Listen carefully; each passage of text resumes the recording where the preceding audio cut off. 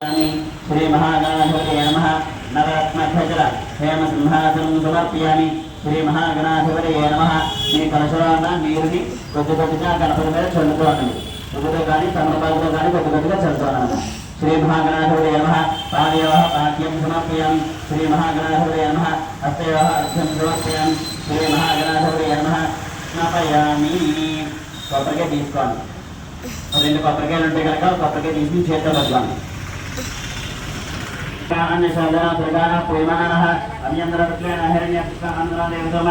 श्री महागणाधिपतये नमो नमः।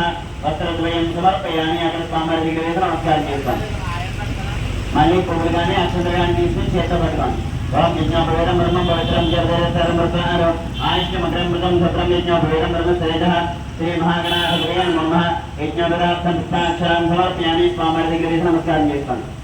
మళ్ళీ ఒక పువ్వు తీసుకుని గంధంలో ముంచి స్వామివారి దగ్గర పెట్టండి. పువ్వు తీసుకుని గంధంలో ముంచి స్వామివారి దగ్గర పెట్టండి. ఓం గంధర్వారాంధ్రాధర్గాంతిరుతాంగళేంద్రే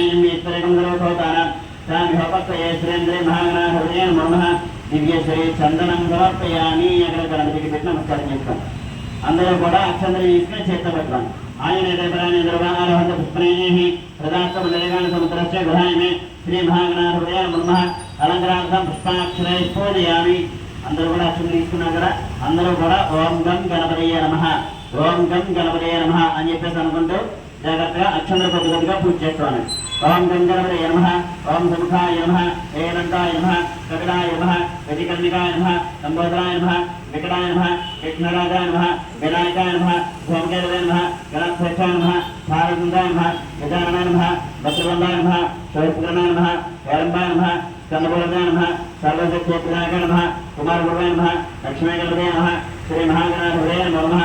నానావిధ పరిమళ పత్ర పుష్ప పూజాం సమర్పయామి. ధూపం రెండు అగరత్తులు వెలిగించండి.